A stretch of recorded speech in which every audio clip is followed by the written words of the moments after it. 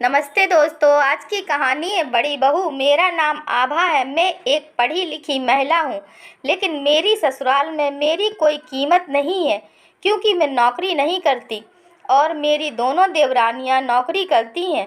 मुझे नहीं पता मेरे बेटे की प्रिंसिपल ने मुझे क्यों बुलाया है। बस स्कूल से फ़ोन आया था, पति भी साथ जा रहे थे। अच्छा, जल्दी होकर आओ। सुधा का फ़ोन आया था कि बड़ी भाभी को जल्दी भेज देना, कथा का प्रसाद बना देगी। और अटैची भी नहीं लगाई तुमने। सोमवार को कानपुर निकलना है। माँ जी का मुंह फूला हुआ था। मैं कार में बैठते ही बड़बड़ाने लगी। देखा आपने, दोनों देवरानियाँ सुबह सुबह ऑफिस निकल लेती हैं, रात को घर पहुँचती हैं, कोई हिसाब नहीं मांगता। मैं आधा घंटा भी बाहर बिता लूँ तो बवाल है। आए दिन ननद के यहाँ पूजा पाठ, जन्मदिन, बस बड़ी भाभी चाहिए काम कराने को। कानपुर वाली शादी में जाने के नाम पर दोनों ने पल्ला झाड़ लिया कि छुट्टी नहीं मिली। ऊपर से हर बात पर सुनो कि मझली बहू 30,000 कमाती है, छोटी 25,000, बड़ी बहू है फालतू हर जाने के लिए। अंग्रेजी माध्यम से पढ़ाई की होती तो मैं भी शायद आज 15-20,000 कमा लेती। प्रिंसिपल के ऑफिस में झिझकते हुए मैंने प्रवेश किया। बैठिए, मैंने ही फ़ोन करवाया था, कुछ पूछना था आपसे।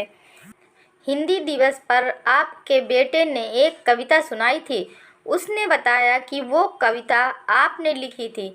इतने बड़े स्कूल की प्रिंसिपल होकर भी वो बहुत ही मधुरता से बात कही थी। जी, कुछ गलत था क्या? मैं घबरा गई। नहीं, बहुत ही सुंदर लिखा था आपने। दरअसल आजकल ऐसी शुद्ध भाषा कम ही देखने को मिलती है। आपकी शैक्षणिक योग्यता क्या है? एमए हिंदी साहित्य और बीएड। शादी से पहले हिंदी पढ़ाती थी, इसीलिए भाषा शुद्ध है। बहुत सालों बाद तारीफ सुनकर मैं प्रसन्न हो उठी। प्रिंसिपल बड़ी तन्मयता से सुन रही थी।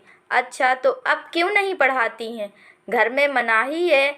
जहाँ भी आवेदन किया, अंग्रेजी ना बोल पाने के कारण बात नहीं बनी। अजीब बात है, हिंदी पढ़ाने के लिए भी अंग्रेजी बोलने वाली अध्यापिका चाहिए। मेरे मन का दुख सामने आ गया।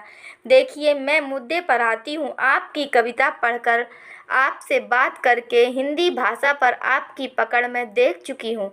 डिग्री भी है, अनुभव भी। हमें अपने स्टाफ में आप जैसी अध्यापिका की ही आवश्यकता है। यदि आप इच्छुक हैं तो लिखित परीक्षा दे दीजिए। घर पहुंची तो सब बरसने के लिए तैयार बैठे थे। छोटी ननंद घूरते हुए बोली, भाभी कहाँ थीं आप? फ़ोन भी बंद था। माँ ने ही रोटी सेक कर पापा को खिलाई। दीदी के यहाँ भी जाना है आपको? मेरे पति ने मुस्कुराते हुए मुझे अपने पास बैठाया और बोले, सालू अब प्रसाद बनाने नहीं जा पाएगी, सर्टिफिकेट्स वगैरह अटेस्ट कराना जाना है। माँ, कानपुर जाना भी नहीं हो पाएगा।